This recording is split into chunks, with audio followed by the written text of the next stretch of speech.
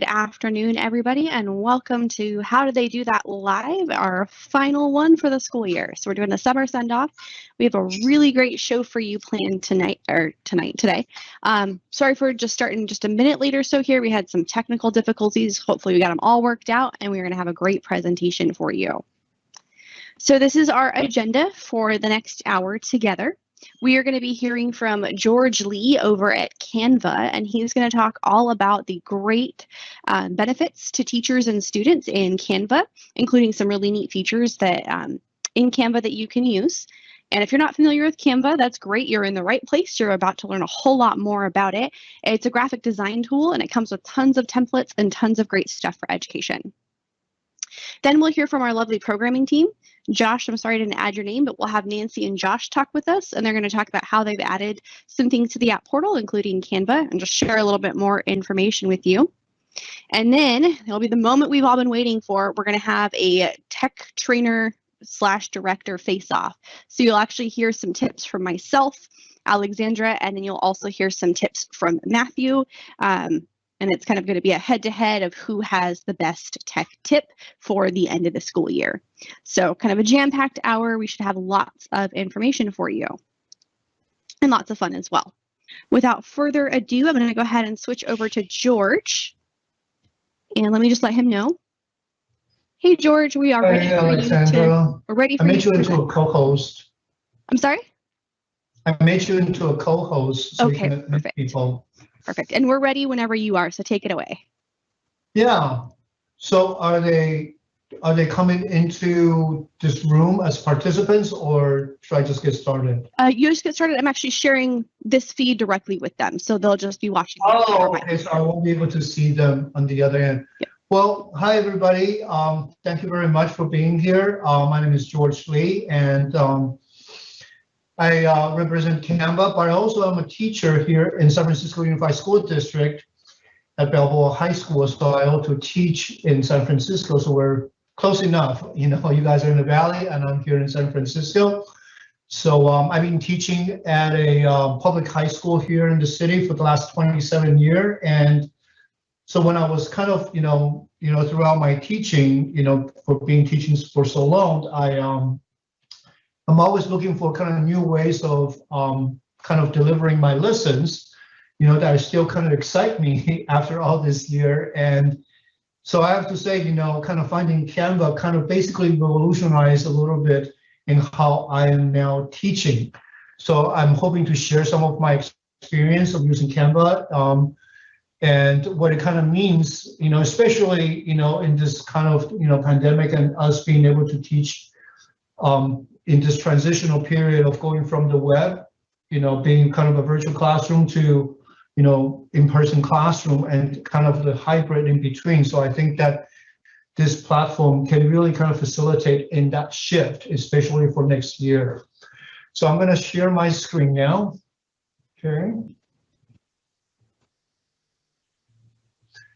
So, again, my name is George Lee, and so teach here in San Francisco. So today's agenda, what is Canva for Education? We're going to go over that. How do I get set up with Canva for Education? And creating Canva for how do you actually create lessons and templates in Canva for Education? And how do you actually share your assignments? And also beyond that, not just sharing your assignment with other students, but actually the ability to do interdisciplinary curriculum. So if you're teaching in, like, say, pathways where you have different teachers from different subject areas that you're working with, this is a very good tool to be able to do that in integrating all the different subject contents. Okay. So when I first kind of got introduced to Canva, I really liked the whole philosophy that they have, which is to empower creativity and collaboration in every classroom. Now, obviously, we want our students to be creative, in their learning and how they actually solve problems. That goes without saying. But the main problem that I was having is that a lot of the times, especially in kind of the virtual classroom, the collaboration was really a challenging thing. So how do you actually collaborate? if we were in a physical classroom, you can tell the student, hey, everybody go sit at the same table, or, make a circle, and, you give a prompt. But how does collaboration happen virtually? Other than say, Padlet or Google Doc, where you guys, are using, if you use those softwares. But Canva has a very unique way in which collaboration can happen. And that's what really drew me to wanting to use Canva for basically all of my lessons now. Now, what is Canva for Education and what is included for free? So if you have a school district, if you're a teacher and you're a student, Canva for Education is free to everyone that signs up, okay? So what is included is you get to create. One of the things that I really like about Canva is the fact that they have basically visual images, millions of premium images, fonts, graphics, even video now. Animations and templates are actually there for you to use. Background removers and other photo editing features. So this is a new feature that came online this year. So if you have, like, say, a photograph that you can use, you can actually really kind of like remove the background and do basic photo editing. So that's very helpful. Create a presentation or lessons, add to your voiceovers, and send and share directly as a video link. So as we progress more into the multimedia arena of teaching and learning, the video becomes very, very useful. A lot of the times if you're doing, say, oral history where you're recording a family member, their immigrant stories or whatever their kind of origin story is, this is really useful. Or even in science, kind of making a progression of something like, say, the life cycle of a butterfly, all those things where you can incorporate that multimedia really engages the student. You can collaborate. You can dedicate classroom space to invite students and teachers to share, review, and manage your work. So it almost kind of works as a Google Classroom, but in Canva Classroom. And it's, in my opinion, is much better designed as far as the space for my own individual workflow, how I manage all my classes, and also how my students actually goes in and access the lessons. You can share your work to Google Classroom. So I design my lessons in Canva Classroom, and then with the very easy to find link, you can link it to your Google Classroom or to Microsoft Teams or any other learning management system that you have. You can very easily give access to your students. You can assign, share and review work as an assignment for students to complete or individually or collaboratively. So what that means is that once you assign the class assignment, the students can either work individually or working as a team. It just depends on how you actually assigned the classwork or the lesson that you have. And also you can assign group work templates for project-based learning. And this is basically the way in which most of us are teaching now. Is kind of to come up with a project, something that kind of is much more experiential, and the students can either work real time and also whenever they're not with you and work almost as a homework, so they can work on their own time. So they have access to it at all times. So this is just to let you know, Canva Pro, which is their subscription, costs $12.99 per month. So this is some of the things that I mentioned they get, but as an educator, we get even more than that. I think some of the things to highlight is basically this classroom space to invite students and teachers to share review. This classroom is very, very unique and it's not in the Pro version. So literally it is a Canva classroom, okay? You can integrate it to, like I said before, with Google Classroom, with Microsoft Teams, or whatever other LMS that you are using. You can share it, okay? And you can send reminders, you can send assignments to students to complete, which is reviewed by teachers, and share group work or templates, as I mentioned in the previous slide. Now, how do you set up for an account? So if you don't have an account, it's very, very simple. All you gotta do is go to this URL, basically it's www.canva.com/education, sign up, okay? If you go to just education, there's a very easy to see button where you can just click on it. Now there's even a kind of district sign up, but if you want to sign up individually, this is how you do it. And the nice thing about this is that Canva is COPPA and FERPA certified. So that means that all our information is private. So this is a very, very secure place. We don't share any of the information to anybody. So just know that, you know, Canva for Education is COPPA and FERPA certified, okay? Now, how do you set up your classroom space? This is where we go into the Canva classroom. So here it is. So once you have it, right, if you see this little icon with the graduation cap, that means that you are in a education, you're in the education templates, in the education space. That means that you're for purpose, so this is the name of the class, okay? So this is what makes it unique so that you can now create your own classroom. You can change it to, like, I'll show you later on what I did with myself. You can change your class name, you can change the banner, and here are all, basically every single one of these templates is a lesson.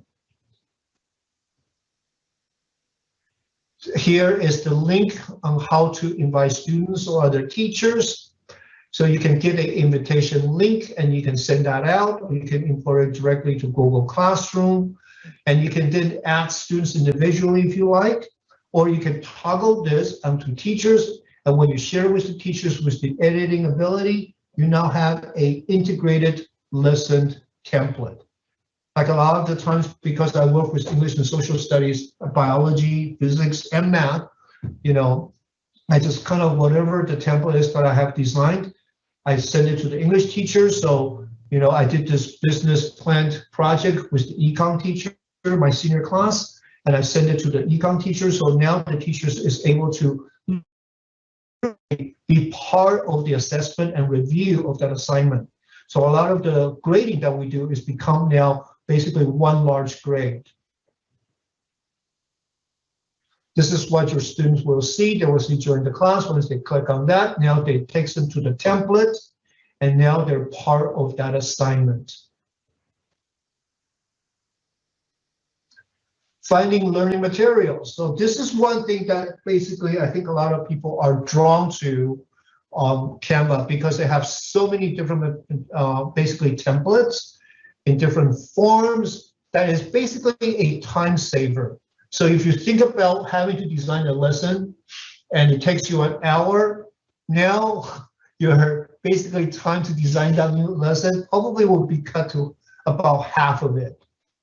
It's a really kind of a, and the reason why I say that is because if you want to do a presentation, there are all this presentation that is content based, you know. So there's an English one, senior science class, so there are so many of them. You click on one and you make basically modifications. So instead of like starting a brand new lesson, like say on Google Slides or any other, or PowerPoint, you have this very engaging graphics and content that allows you to basically go beyond the halfway point and really personalize your lesson. Lesson plan organizers, if you want your students to be part of the pedagogy and how you teach, these are very good, or you can share this with other teachers or with admin. So this is a very good way of actually presenting your lesson plan instead of say like a paragraph by paragraph Google Doc. So this way, and each one of these design actually is designated towards a particular way in which you teach. So there's a pedagogical reasoning to why each one of the template is different.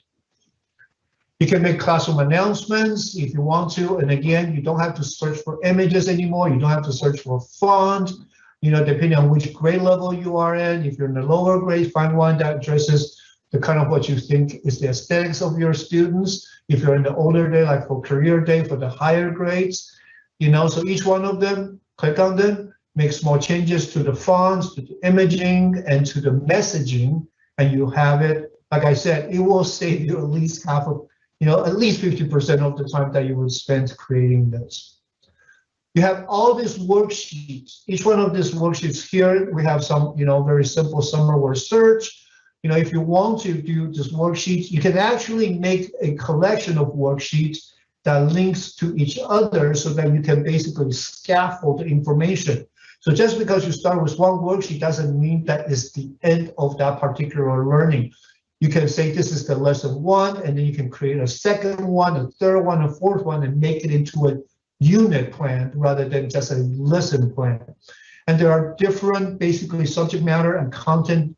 And I've been working with their basically template team. And one of the things that I really push on to the designers, because they're not teachers, is to really understand kind of our content standards. And the ones that we use is the Common Core. I also kind of share with the California Canton standards.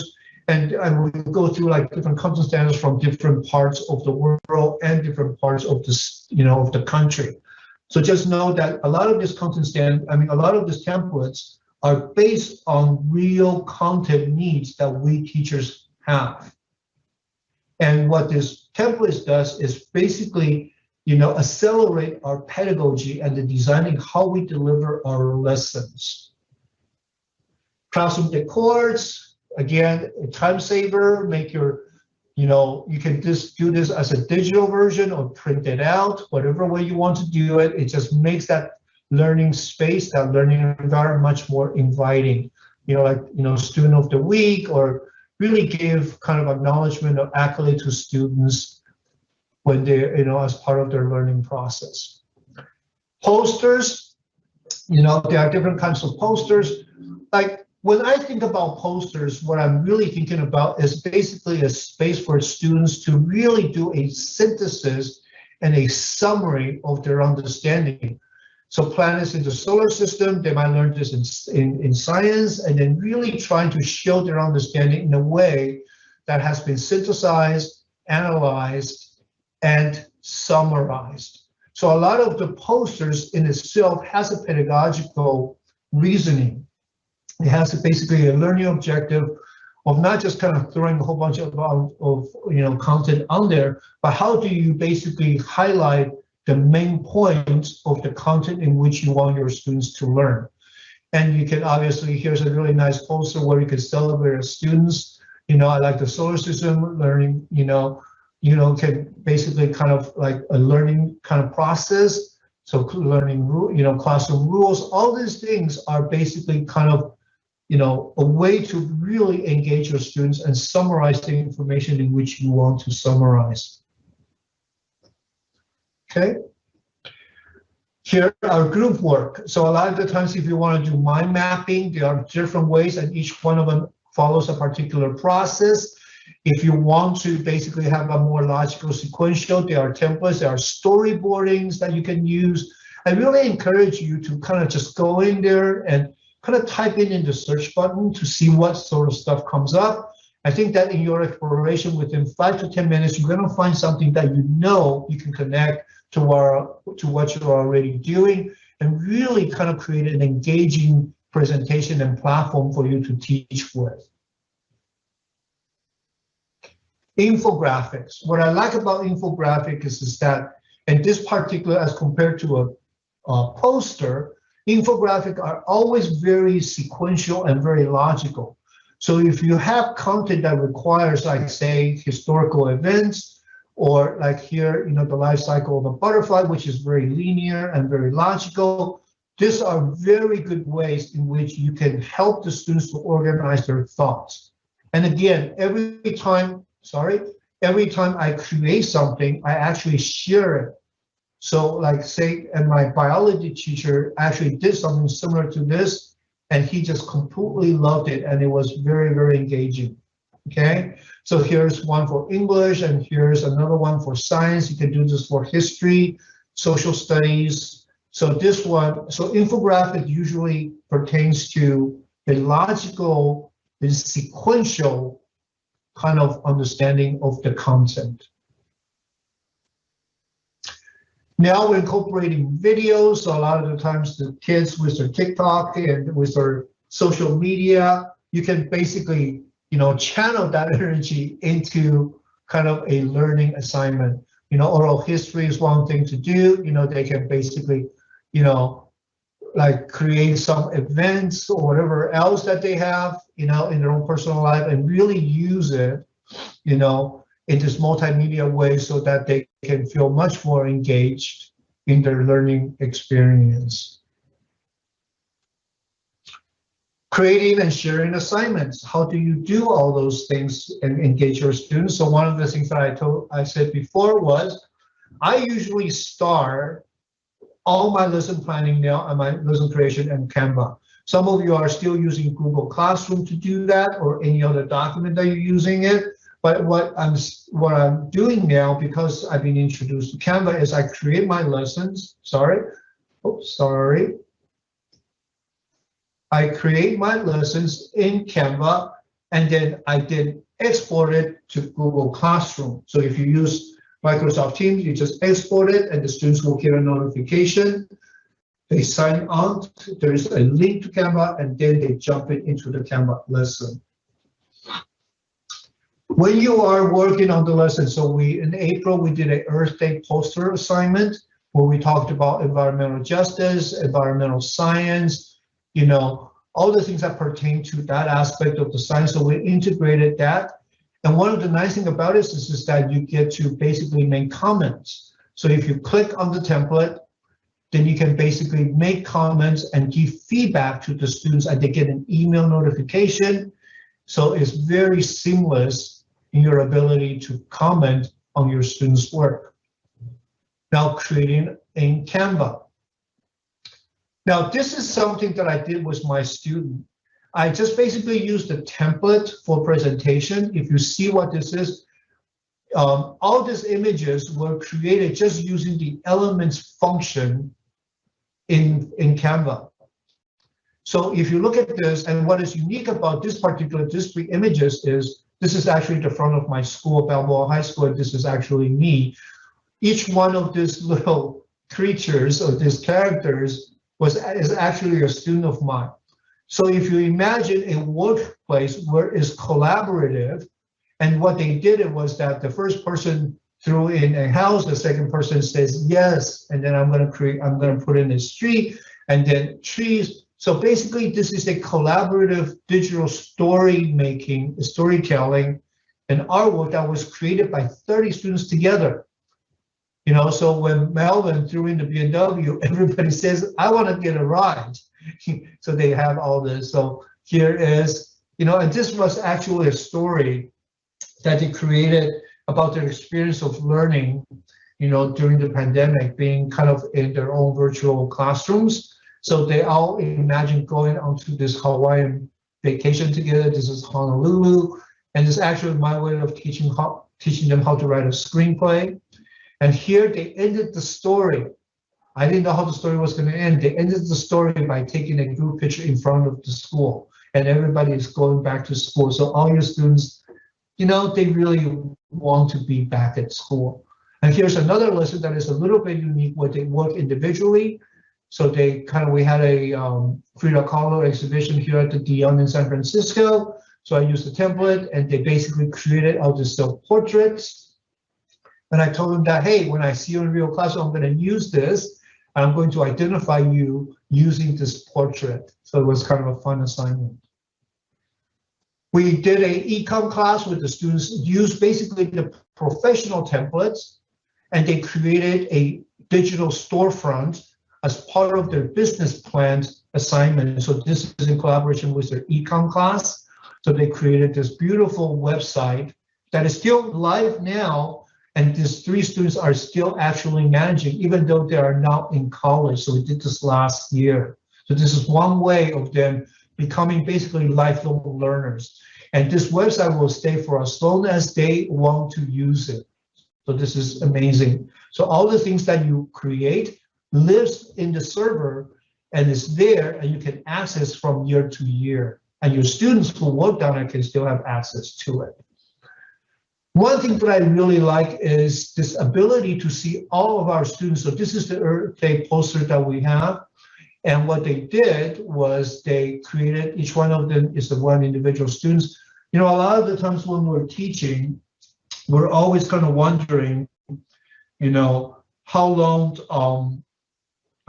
they're gonna, how long they're just gonna take them to start the work, and like, you kind of delivered the lesson, you're thinking about what is it that they're really thinking.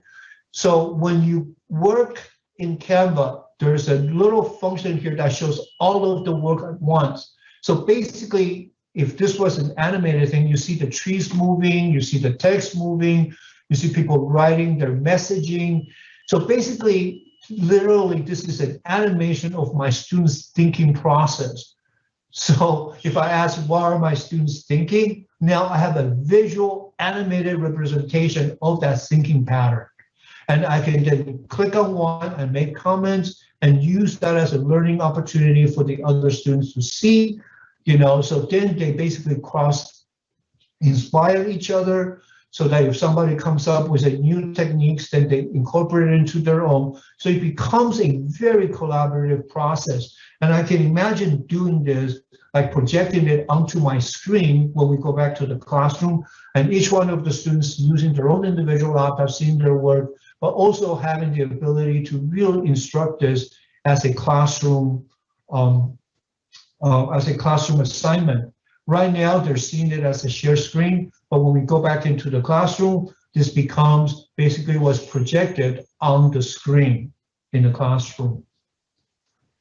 So if you have any questions, I'm not able to see you because you are a Microsoft team, but Alexandra, if there are any questions, if you can kind of copy it and post it onto the Zoom, that would be great. But if not, I will then move forward. Okay. Hey, George, we didn't have any questions come in yet. Okay, great. All right. So if you have any topics that you would like me to cover, just write it in your Microsoft team, and then Alexandra will then kind of put it into our chat here on Zoom. So there are additional resources, that, Canva has. We have this teaching with Canva, and this is basically an onboarding document that we can provide you with. It basically kind of goes into detail, what the steps are to using basically Canva in your daily teaching practices. We have a lot of kind of video tutorials that we can basically use. Basically, each one of them gives you the step-by-step about how to basically set up your Canva classroom.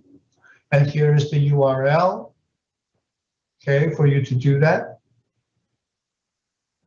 We have the design school. So if you feel that your students need to have much more of, like, say, a visual communication skills, because Canva is a graphic design basically space.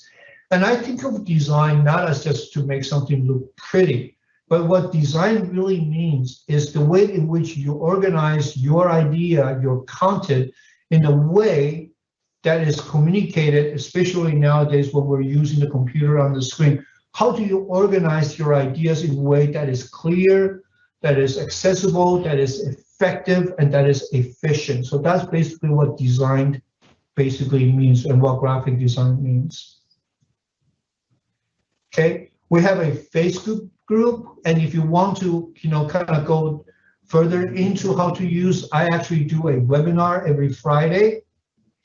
So if you sign up to this Facebook group, you can be part of that, and you can sign up for all the workshop. And there's a lot of information that teachers are sharing with each other, and along with some of the Canva employees, they share content and information. Okay. And if there are any more questions, this is basically kind of the end of my presentation. Hey, George, thank you. There was a couple of questions that came in.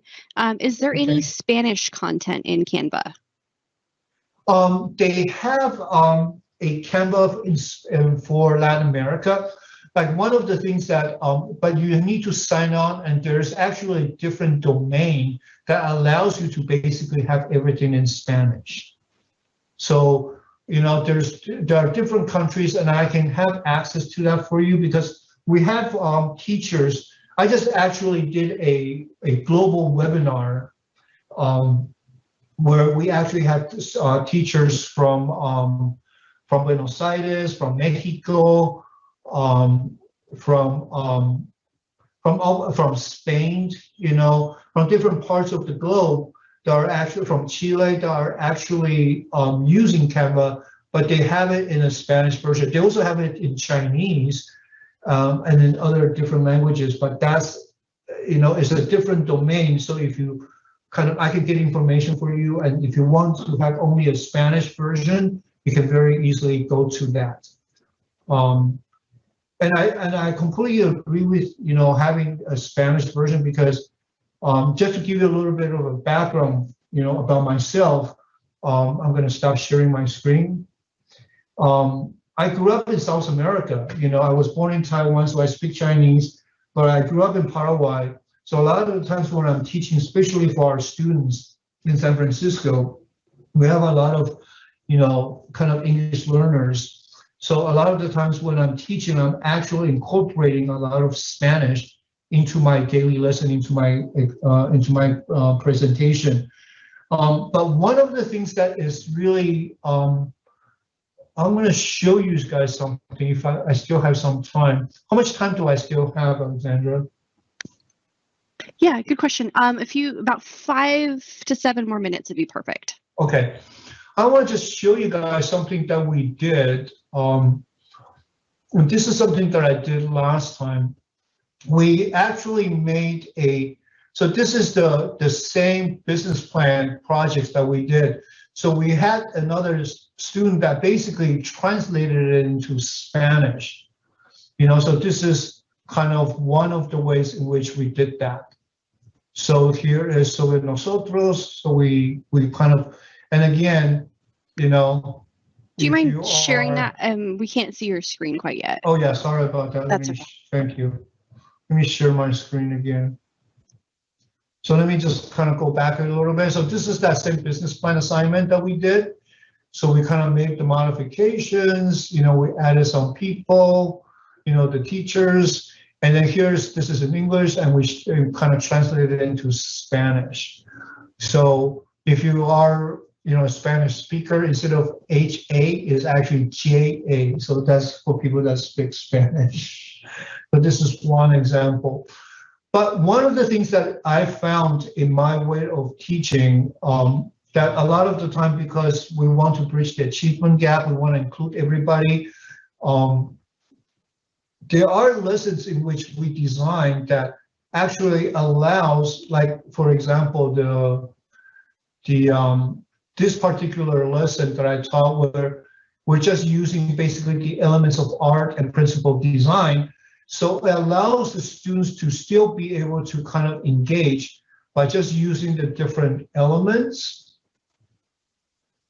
Okay, so if you kind of go to, well, let me see. If you go to elements and you type, say girl. So if you do that, then it allows the visual language to be part of the learning process. So that's one way. So this would be La Niña, so if they can actually do that, then they still are able to kind of be part of that learning process. So it's deferring to the visual language rather than just the written language. Okay, let me see if I can find a few other examples of the lessons that I've done.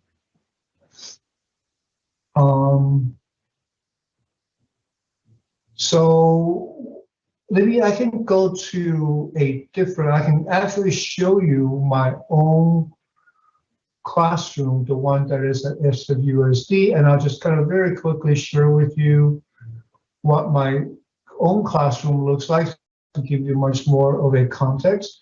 So when I sign out, this is my classroom. Here's the George Lee's classroom, and all my lessons are here. So it's very easily accessible. Here are copies. So we basically did a film analysis of the students' work, and basically students that aren't able to speak English and be able to write, they were able to use the visual language to really engage in that process of basically analyzing visually what the lesson is about. we did a lesson in which our students basically created a census. This is when last year when we basically created a poster with different, we translated it into Chinese, we translated into Tagalog and different languages that our students were basically working on. Okay.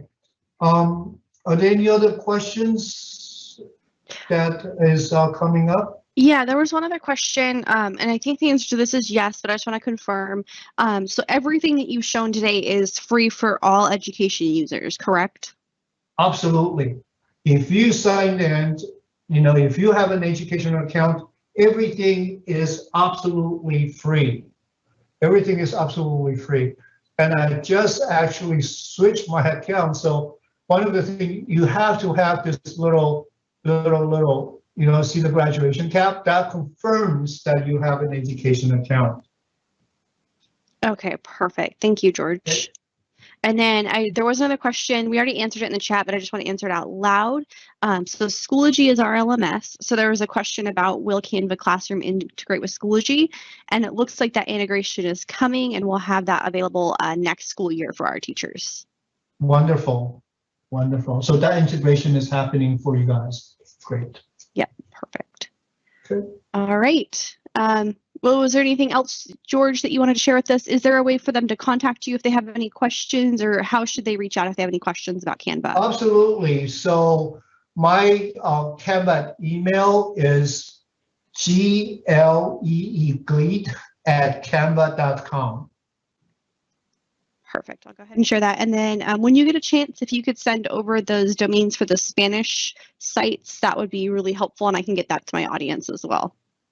Absolutely. I will absolutely do that. Okay, perfect. Thank you, George. Okay, well, I wish that I can see you guys, but I think that we solved this technological issue. So I hope that you gain something out of this. And again, you can reach out to me, my email's there. So looking forward to kind of sharing more Canva basically experience with you guys. Okay. All right. All right. Thank you. I'm going to go ahead and leave the Zoom now, but thank you so much for presenting. Okay. Bye-bye. Bye.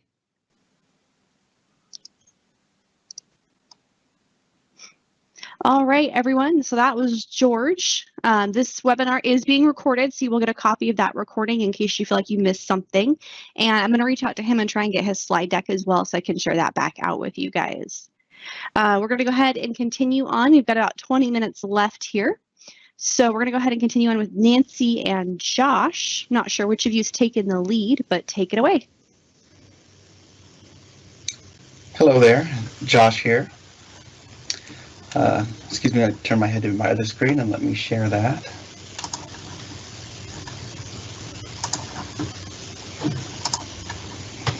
So again, this is Josh from the Systems and Applications team. Hello. And my time with you will be brief, but I just want to show you how you can gain access to all those great features that George just shared with us. So here I have, our MCS app portal that we love. I'm just going to briefly log in.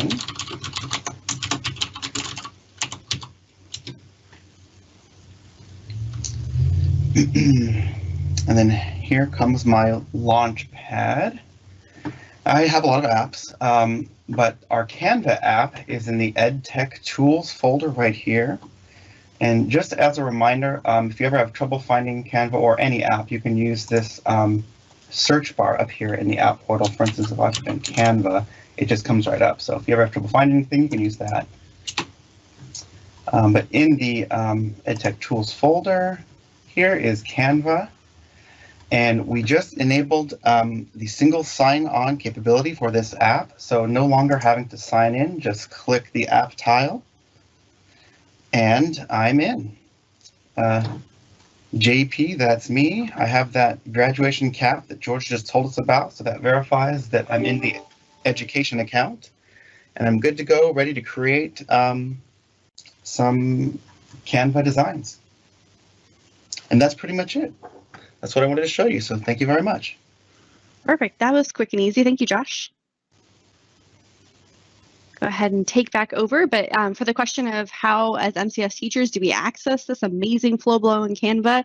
Just like that, go into the app portal, go ahead and sign in, look for the Canva using the search or the apps. And once you click on that, you'll be taken right to the education version, which will give you full access. That's right. Perfect, thank you. I'm going to go ahead and take back over so we can continue our presentation. Thank you, Josh. Thank you.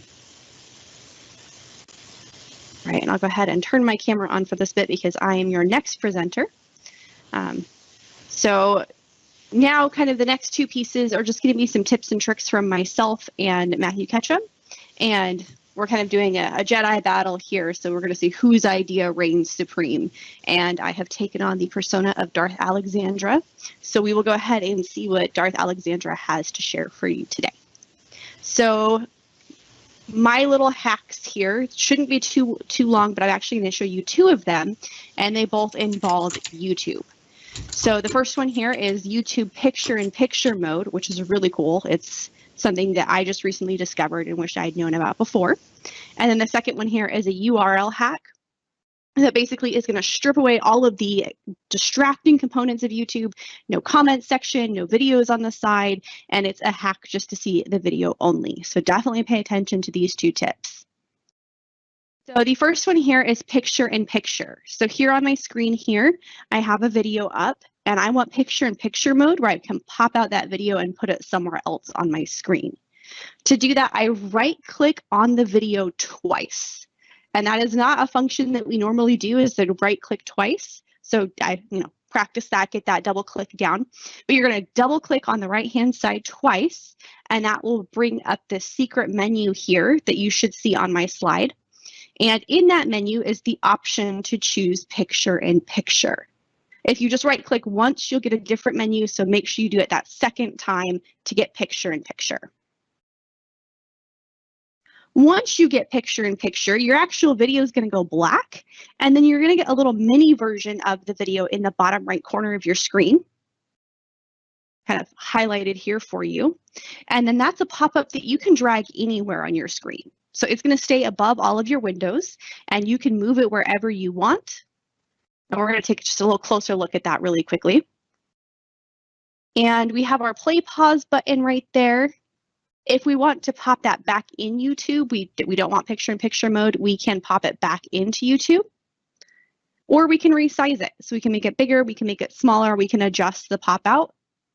And when we're done with it, we can close it out. So it's kind of a neat option if you just want to have that video just kind of on your screen, but you need to put it somewhere else. This picture-in-picture mode allows you to pop it out and place it wherever you want. And then this is my second hack. I call it the ube hack, and I am not the originator of this, but ube is a special kind of potato, and it's also going to help us remember what we need to do to the YouTube URL to hack it. And this is not the ube that we are looking for. So let's find the ube that we are looking for my second tip. So my second tip here is going to be, I still want the video on YouTube. I don't like this pop out. This pop out's not what I want. I want the video on YouTube, but I don't want my students seeing all those suggested videos and the comments at the bottom and the advertisements. I don't want any of that. I want just the video as like a full page thing without having to enter full screen mode. So I can actually hack the URL so that when my students click on the URL, that's exactly where it goes. It's just this full screen video. So what we're going to do is we're going to go up to the video and go up into that URL box. Oops, too far here. We're going to go into that URL box, and we're going to put a hyphen between the T and the U in YouTube. So it'll be Ute-ube, which is where my ube came from. And then we'll have the rest of the URL that points us to the video here. So Ute-ube, hit enter on your keyboard once you have that hyphen in there, and that's going to take you to this full screen view of YouTube. So hopefully you can see my example there. I can't zoom in a whole lot more, but hopefully let me try that actually. There we go. So you can see here, I went into the YouTube URL, and right between the T and the U to make it ube, I added a dash there and hit enter. Now let's take a look at what that looks like. So this is what a normal YouTube page looks like, right? Mine's in dark mode, so I got the black background, but I have the comments, I have all those videos on the side. Sometimes autoplay is on, and it's just going to keep running through videos. So once I do my URL hack, come up between the T and the U and enter that hyphen, this is the exact same video, the exact same website. All I did was make that one change, and this is what I see instead. So instead of this, all this distracting junk, we are just seeing the video. I can play, I can pause, I have all my usual controls, but the benefit of this is nothing on the side, no autoplay, no comments, and no advertisements. So that is my 2 YouTube hacks.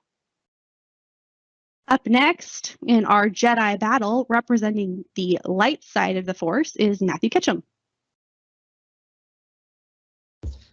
Thank you, Alexandra. I liked your the ube that they're looking for. That was a good a good phrase there that you shared. And Thought you might awesome appreciate tips, nice tips, bringing it on, Alexandra. Thank you.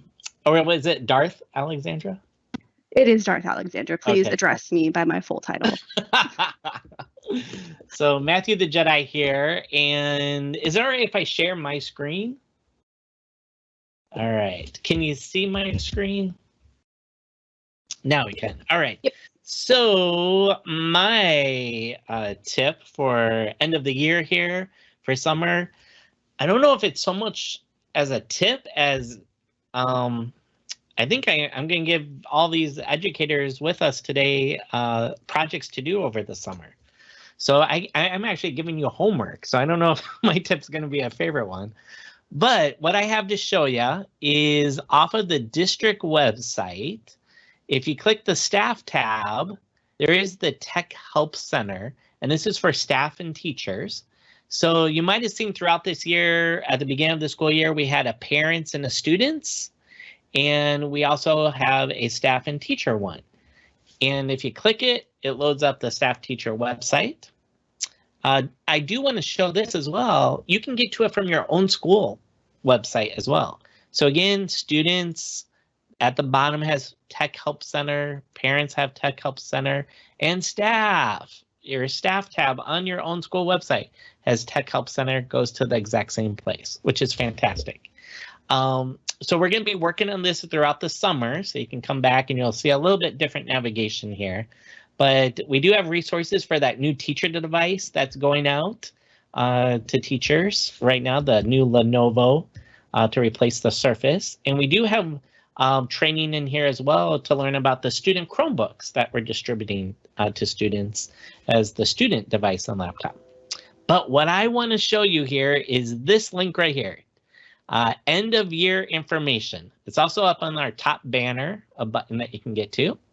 And when you come here, there's 11 things to share with you for end of year. So Schoology end of year tips for archiving your courses, doing those final grades with Schoology, saving and sharing those courses and saving your rubrics. We have a how-to video and there's a guide. Also on this website is Schoology creating a course during the summer, and this is really geared to the AP teachers. Where they will have to create a manual Schoology course to give that AP summer work to their students and how to do that. Archive dates. When is Schoology archiving for the school year? So K6, that will be on June 2nd. And traditionally, 7-12 would be the same time. But this year, just like on winter break, this year we're going to be having intersession at our school sites. Chances for students to improve their grades. So we are keeping 7-12, your Schoology, your semester 2, quarter 4 courses for 7-12 grade levels. We're keeping those open to June 30th at midnight. So those will still be around. For our K-8 teachers, before this school year, we used to have 2 different Schoology platforms. We had a MCS K8.Schoology and a MCS.Schoology. This school year, we unified. We united PowerSchool, we united Schoology, and we're all using the same Schoology portal to get into. Well, previous years, K-8 teachers could create their own manual courses, and they were given the end date of June 30th of 2021. So it's just a reminder that those manual credit courses in that other platform that was there, you'll still see those courses. They'll be in your current login in Schoology for K-8 teachers. Just if you manually created them and it was in the previous platform, they will be archiving June 30th, just to share with you. Networking has password recovery. So we're going to be using that MCS app portal even more. It's that one-stop hub to get to all those apps.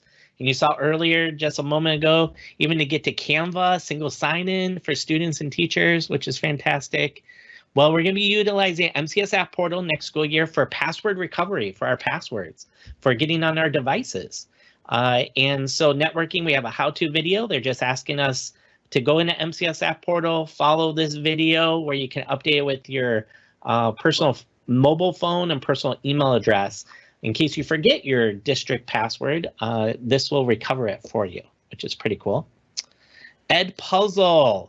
We have a video. There's some information here. I'll let you kind of watch that and go through it. But we do need all educators to do a fix with Edpuzzle. As you can see, there's some red disclaimer here. Follow the steps when you no longer have an Edpuzzle assignment with your students. So traditionally, this would be at the end of the school year or this summer. But before you start doing assignments next school year, you're going to want to follow this Edpuzzle action needed to kind of fix area with it, working with Schoology to go forward. And this has to be manual per educator. So we're not able to automate that. That's per educator to do this fix. Padlet, a lot of Padlet shared with us now. A lot of district staff have utilized our paid district license with Padlet. So they have a link here that you just click it and you're automatically claiming the district license. You get a lot more Padlets that you can do unlimited, and you're not as limited anymore with Padlet. So definitely take advantage of that. It's a district paid license to this tool. And also, if you're curious, we have a link how to learn a little bit more about Padlet as well. Again, just sharing resources on the new teacher laptop being distributed. LTC is the insurance that families can get to protect the student device. And that's now available all school year. So you don't have to wait till a school office is open. Families can just visit the LTC page off the district's website and they can purchase that insurance. And you can see the coverage dates of purchasing it for families. We also have a lot of sites asking what's happening with student laptop device collection. So students are keeping their laptops over the summer for next school year within our school district. Seniors will turn in their device when they get their diploma. And then students that are needing a device or they're new to our district, they're going to be given that during the roundup at the beginning of the school year. And then one other thing that we wanted to just share, we also have this on the student side on the Tech Help Center website, and we'll be sharing that in Schoology with students as well. But we wanted to share this with educators, is students can transfer the ownership of their digital content. So students who are graduating or students who are leaving our school district, feel free to share this resource with them. This is how they can take out their Google Drive files, their Microsoft OneDrive or OneNotes, and move them to a personal account. So they can keep their digital content. And this has all the information on how they do that. When you click it, it's the page on the Student Help Center website, but we have a video and handout for Google Drive Takeout. Again, this is to transfer the district content in their Google Drive to a personal account. And then Microsoft Office 365, OneDrive, and OneNote to keep it. All student accounts, when they graduate or they leave the district, they're disabled on June 30th of each school year. So kind of think about July 1st as the new school year start date. So always June 30th, that's when they're disabled each school year. So students are going to want to do this before June 30th. Thank you, Alexandra. Thank you, Matthew. Great presentation. And that brings us, we're just in the final few minutes here. Matthew, there was a couple questions that kind of came up in the chat here. One of them was, let me find it again, about remediation in K6. I guess K6 will also be having remediation. So can we maybe look at extending that archive deadline for K6 as well? I will talk with our Schoology team about that. Yes, Okay. I don't know, but I will find out. Okay, we'll look into that. And then how long do students have access to the Schoology courses after they graduate? So how long are those Schoology accounts open for graduates? June 30th, the all students who are graduating or leaving our district, their account stays available up to June 30th would be the last day. But that is the end of our webinar for today. I'm going to hang out for just a little longer, see if there's any other questions that we can answer as they come in. All right, I don't see any other questions, and we are at 4:15. So I want to thank you all for your attendance today. Hopefully between Canva, my YouTube tips, and Matthew's long list of to-dos over the summer, hopefully you've gained some knowledge and you feel like you've got some content that you can kind of chew on over the summer. Since we won't be having another event like this until next year, thank you all for attending. And I hope you all have a wonderful, restful summer. I hope you're able to kind of recuperate, rejuvenate, and then we'll have more exciting how do they do that planned for next year for you. So lots to look forward to. All right, thank you and have a lovely evening and a happy summer.